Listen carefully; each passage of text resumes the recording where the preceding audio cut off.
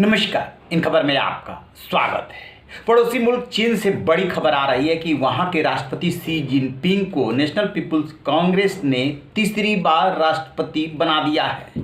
और इस तरीके से शी जिनपिंग जो है अब तक के सबसे लंबे समय तक काम करने वाले शासक बन जाएंगे, काफ़ी ताकतवर बनकर के उभरे हैं।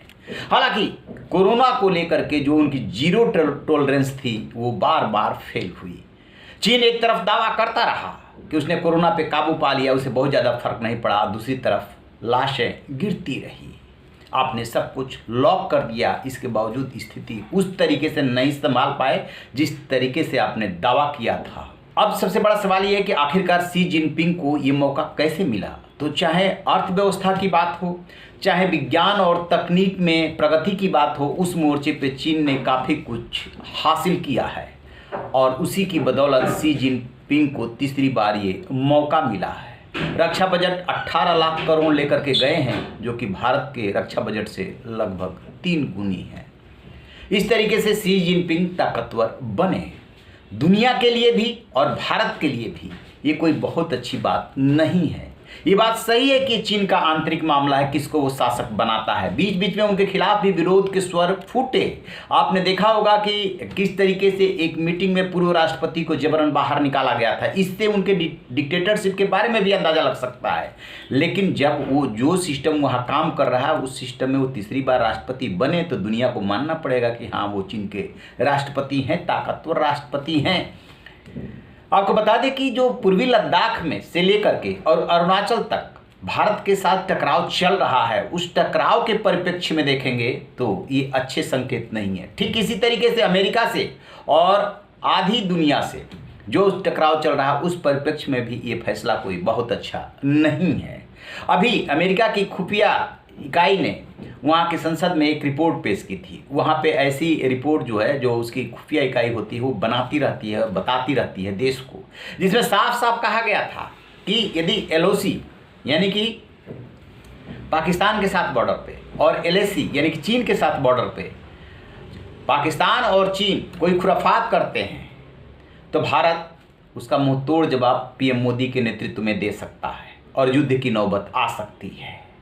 उसमें आशंका जाहिर की गई है कि चूंकि पाकिस्तान आतंकवादियों को पालता पोसता रहा है और एक लंबा उसका इतिहास है, लेकिन भारत अब वो भारत नहीं है। PM मोदी के नेतृत्व में काफ़ी अपने को मजबूत किया है, इसलिए कोई भी कार्रवाई भारत कर सकता है।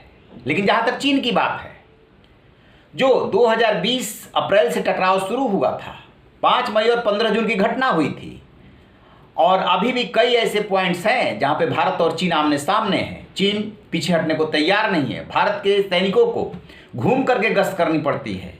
भारत वहाँ पे कई जगह अभी समझौता करके चल रहा है, लेकिन आगे भी समझौता करता रहेगा ऐसा नहीं है। तो चीन और भारत के संदर्भ में भी वो ये रिपोर्ट करती है कि भारत यदि चीन ने उकसाया तो पलटवार कर सकता है, क्योंकि PM मोदी अब भारत का नेतृत्व कर रहे हैं और ये इस चीज़ को बर्दाश्त करने वाले नहीं हैं। दरअसल जो चीन थोड़ा बहुत कमज़ोर हुआ है वो अर्थव्यवस्था के मोर्चे पे, दुनिया की दूसरी बड़ी अर्थव्यवस्था है, लेकिन कोरोना के बाद जो उसमें गिरावट आई है, अभी उन्होंने 5% का टारगेट रखा है, 5% हासिल नहीं कर पाएंगे। तो भारत उनके मुकाबले उसकी जो गति है वो ज़्यादा है, 6% के आसपास जो है भारत की अर्थव्यवस्था की प्रगति है।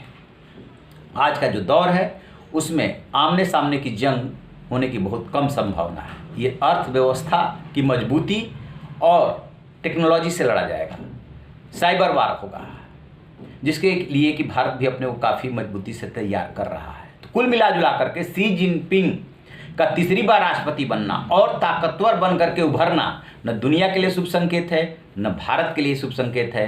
भारत से टकराव बढ़ सकता है, ये सोचना होगा।